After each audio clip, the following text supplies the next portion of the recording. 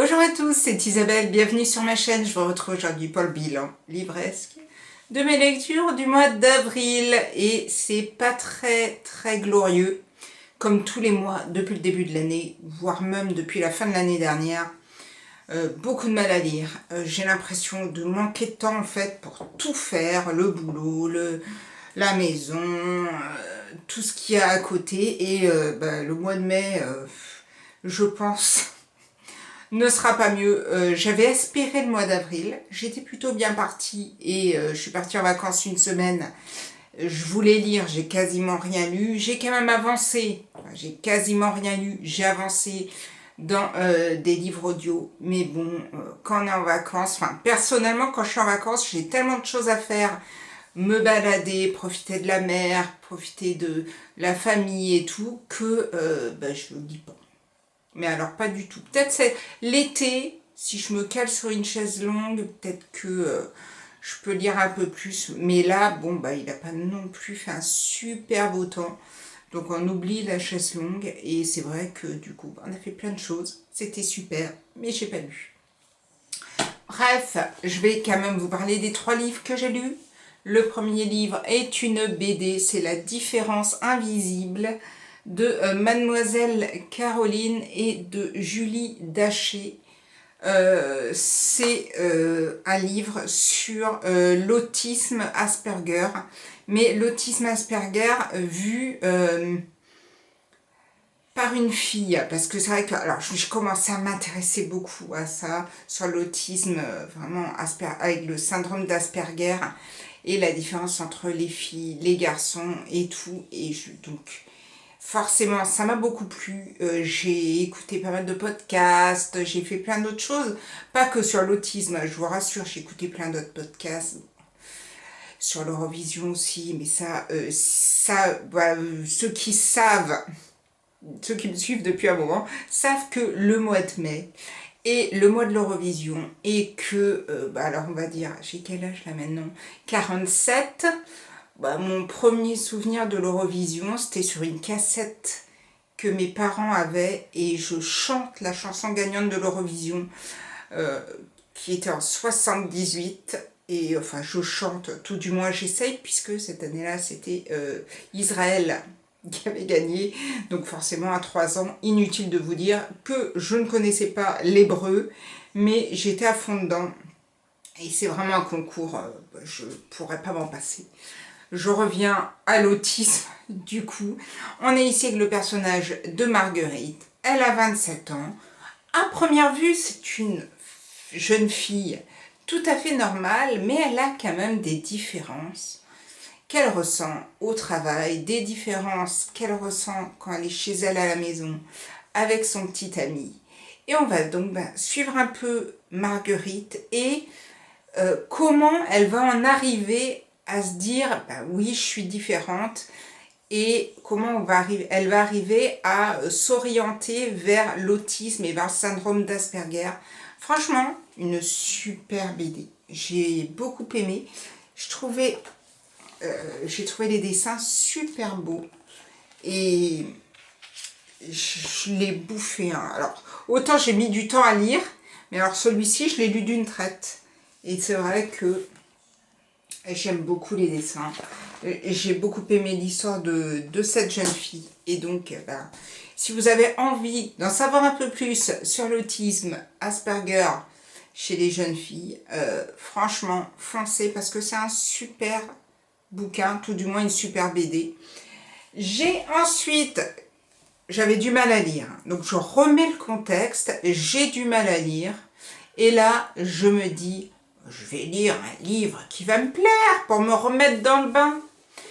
Et j'ai lu La Digue, donc le 2e tome de Blackwater. J'avais pas forcément aimé le premier. Donc déjà, on partait sur un petit peu de négatif. J'ai continué à suivre la saga avec la famille Casquet, Elinor et tout ce qui se passe à Perdido. Et ça a été à peu près équivalent au premier tome. Le seul souci avec ce livre, c'est que je m'ennuie pendant presque tout le livre. je m'ennuie, façon de parler. Je suis pas vraiment emballée par tout le bouquin. Et à la fin, ils nous mettent un petit truc et je me dis, mince, j'aimerais bien savoir la suite quand même. Donc, je pense que je vais lire le 3e tome, mais bon, je ne sais pas quoi en penser. Si vous avez lu tous les tomes, dites-moi si vraiment ça vaut le coup de continuer. Parce que comme je m'emmerde quand même un petit peu pendant tout le roman, alors on va dire je m'ennuie pendant 3/4 du roman, et puis arrive à la fin, je fais et j'ai envie de savoir la suite. Et puis le personnage d'Elinor me travaille un peu, donc bon. Dites-moi si ça vaut le coup que je continue, parce que je crois qu'il y a quand même 7 ou 8 tomes. À part ça, la couverture est toujours aussi belle, mais bon, voilà, je suis moyennement emballée. Et on va terminer, et oui, déjà par le 3e et dernier livre que j'ai lu.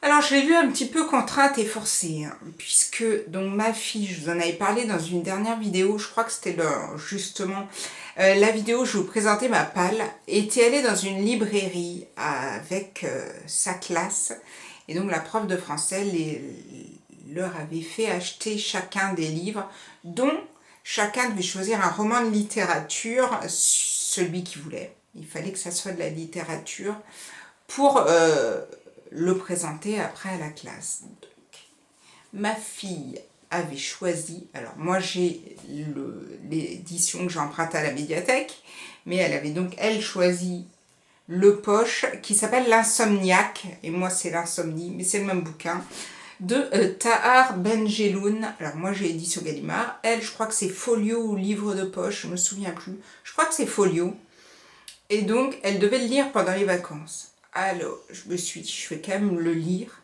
avec elle, comme ça on pourra en parler après. Donc j'ai lu ce livre que sans elle, jamais je n'aurais lu. Et je n'ai jamais lu le livre de Tahar Benjeloun, donc j'ai envie de vous dire que c'était plutôt...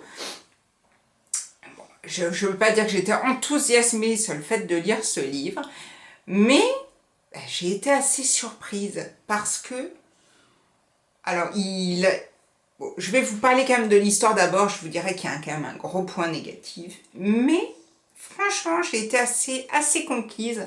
On est donc ici avec un personnage, il n'a pas de nom, donc je vais l'appeler, je sais pas, le narrateur, le personnage principal, bref. Ce personnage est insomniaque, il vit à Tanger et voilà, il ne peut pas dormir jusqu'au jour où il va se rendre compte qu'il y a un moyen de l'aider à dormir.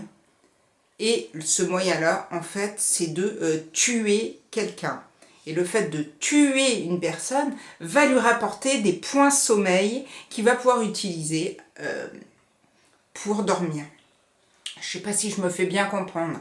Mais le tout début du livre, vraiment les premiers mots, qui m'avaient d'ailleurs fait très plaisir, quand ma fille m'avait ramené ce livre à la maison, c'est « J'ai tué ma mère ». Un oreiller sur le visage, j'ai appuyé un peu, elle n'a même pas gigoté, elle a cessé de respirer, c'est tout. Ensuite, j'ai dormi, longtemps, profondément. Voilà. Je fais attention la nuit, je vous rassure, les oreillers ne sont pas à la portée de ma fille. Mais j'ai commencé ce livre en me disant, l'idée me tentait pas mal. Je trouvais que c'était plutôt intéressant. Il commence par tuer sa mère, je vous rassure, elle était quand même en fin de vie. Hein. Donc, il l'a aidé à mourir, en fait. C'est ce qui va se passer au tout début du livre, c'est que pour gagner ses points sommeil, il va aider des personnes qui sont en fin de vie à mourir. Donc, il va rechercher, par exemple, des personnes en fin de vie dans les hôpitaux, ce genre de choses. Il va s'allier avec d'autres personnages pour essayer de repérer des futures proies. Et au fur et à mesure, ce personnage va évoluer parce qu'il va se rendre compte qu'en fait, pour dormir encore plus, il faut qu'il touche une personne qui est plus importante, qui est plus socialement intégrée, donc qui gagne plus, qui est plus riche.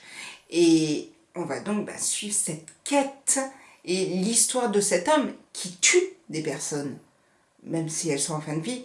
ou même si elles sont malades, il les tue. Et ça reste quand même un tueur en série. Et donc, j'ai beaucoup aimé ce bouquin. Parce que justement, il y a ce côté, je recherche ma proie, j'ai peur de me faire avoir, je fais quand même attention à ce que je fais. C'est un roman, c'est pas un thriller, mais bon, ça a quand même des petites réminiscences du thriller quand on le lit. Et il y a un gros point négatif dans ce livre, je vous le dis tout de suite, c'est que c'est un peu rébarbatif. Je tue, je gagne des points de sommeil, je dors, je me réveille, j'arrive plus à dormir, je tue, je gagne des points de sommeil, je dors.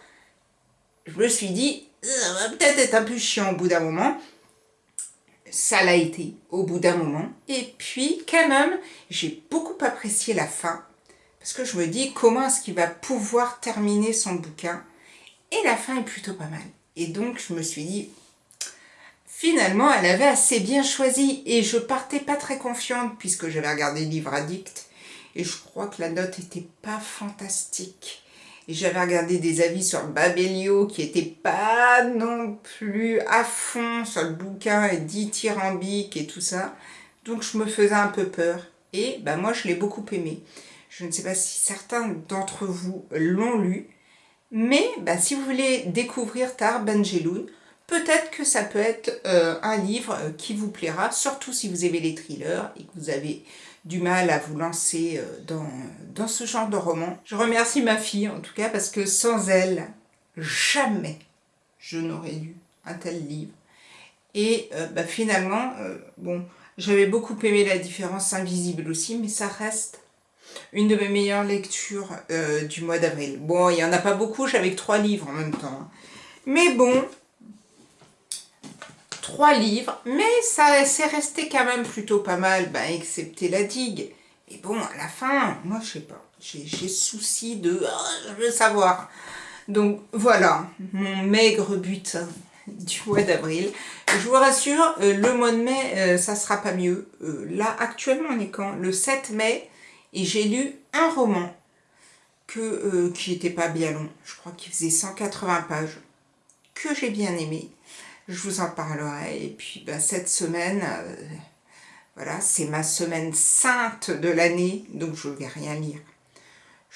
Si je lis un chapitre ou 2, ça sera vraiment le must du must. Mais voilà, c'est la semaine où il ne faut pas me chercher. D'ailleurs, à chaque fois, je me dis, pourquoi tu ne te prends pas la semaine de vacances? Mais non, parce que pendant ce temps, les enfants ne sont pas en vacances. Donc je ne vais pas me cramer une semaine de vacances en sachant que je serais bien partie à Liverpool, mais je peux pas parce que ma fille a école. Et je ne désespère pas un jour de pouvoir vivre ce moment. Et là, je suis en train de vous parler de ça et je me dis, ils doivent se dire qu'elle est tarée. Parce que c'est un petit peu la vision des Français et de la France en général vis-à-vis de ce concours de chant. Maintenant, c'est mon côté un peu kitsch. C'est mon côté, voilà, ça fait partie de moi et je ne pourrais pas me passer de cette soirée. Voilà. Que vous dire de plus? Passez un très bon mois de mai. J'espère que vos lectures vous plaisent. N'hésitez pas à me laisser les livres que vous lisez éventuellement dans la barre de commentaires. J'essaierai après le mois de mai de me remettre dans le bain. J'ai pas mal de vidéos à filmer. J'avais la vidéo sur mon avis sur Audible que j'ai donc testé. À la base, je devais faire la vidéo après les 3 mois d'essai. Là, ça va faire 4 mois et je pense que la vidéo sortira après 5 mois d'essai, voire 6. Hein, parce que là, actuellement, c'est plutôt compliqué de filmer. Mais bon, je vous en parle très vite. Je vous souhaite à tous de bonnes lectures et à bientôt pour une prochaine vidéo. Prenez soin de vous. Ciao, ciao!